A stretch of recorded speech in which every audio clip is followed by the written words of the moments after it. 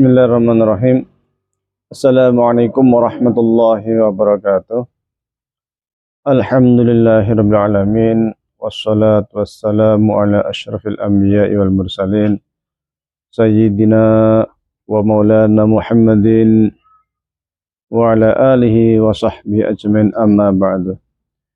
Jamaah sekalian yang kami hormati, Muhammadiyah merupakan gerakan dakwah amar ma'ruf nahi munkar yang terkenal dengan jargonnya kembali kepada Al-Quran dan Sunnah Rasulullah SAW.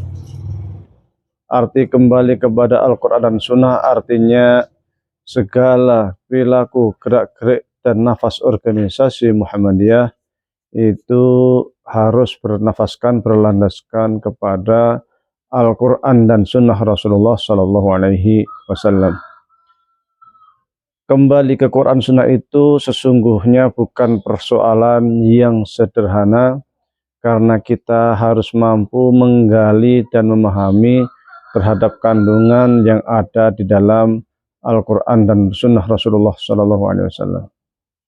Dan untuk dapat memahami keduanya bukan persoalan ringan. Para ulama kita telah meletakkan berbagai macam standar supaya kita mampu untuk memahami keduanya. Di antara hal yang paling prinsip, yang paling mendasar adalah dengan paham dan mengerti bahasa Arab. Karena ia merupakan kunci awal menuju pintu Al-Quran Al-Karim dan Sunnah Rasulullah SAW.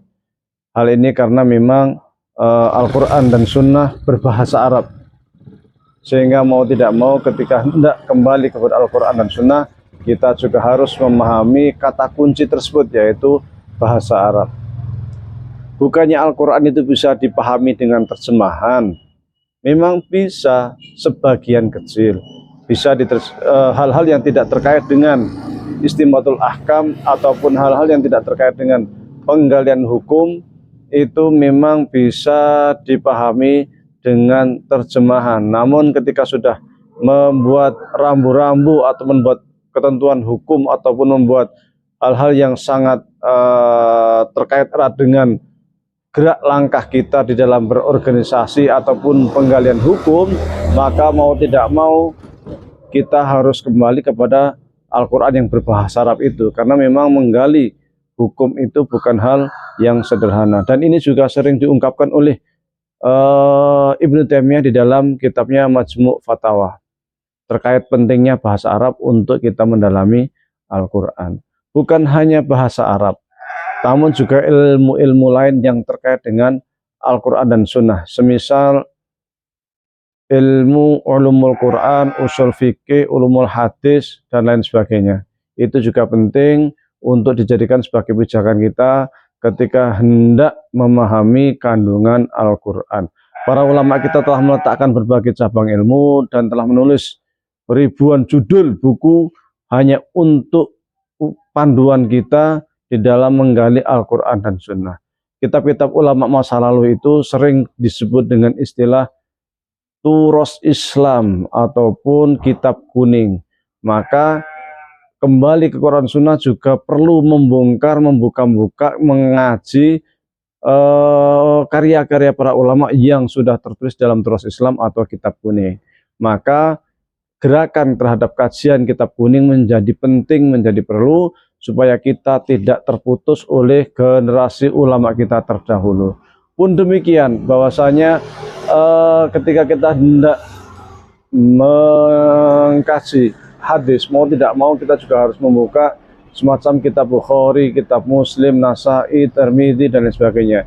Dan kitab-kitab hadis itu juga merupakan bagian dari kitab kuning. Tidak mungkin kita meloncat, tidak mungkin kita mencari hadis lagi layaknya Imam Bukhari, jalan ke sana kemari mencari 1-2 hadis, itu artinya kita membuang-buang tenaga. Dan itu merupakan hal yang hampir mustahil dilakukan. Maka mau tidak mau kita harus kembali kepada ulama-ulama kita yang telah meletakkan hadis yang sudah rapi, juga ilmu-ilmu hadis ataupun panduan-panduan lain yang sudah rapi, sudah sangat bagus, tinggal kita nikmati. Maka kembali ke Quran Sunnah itu sungguhnya juga merupakan upaya kita untuk kembali kepada turos Islam, kepada kitab kuning. Nah, jadi kitab kuning dijadikan sebagai pijakan. Maka ngaji kitab kuning perlu kita galakkan kembali, perlu kita sosialiskan kembali, supaya kita punya landasan metodologis kita di dalam kajian-kajian keislaman, supaya kajian keislaman kita tidak loncat-loncat. Yang sering menjadi persoalan adalah bahwa kajian keislaman yang muncul berkembang itu sifatnya tematik. Sifat tematik itu bagus, tetapi tidak runtut dan tidak runut. Sekiranya tidak runtut dan runut serta mendalam, baiknya memang kajian yang metodologis, yang berawal dari yang paling dasar, kemudian menuju yang lebih tinggi, lebih tinggi, lebih tinggi, sehingga kajian kita dan pemikiran kita juga lebih terstruktur. Dan itu bisa dilakukan dengan berpijak pada turos Islam atau dengan kitab kuning yang telah diletakkan oleh ulama kita. Maka ketika kita mengatakan kembali ke Quran dan Sunnah, mau tidak mau kita juga harus kembali kepada turos Islam dan kitab kuning. Demikian yang bisa saya sampaikan, kurang dan lebihnya mohon maaf. Wabillahi taufiq wal hidayah. Wassalamualaikum warahmatullahi wabarakatuh.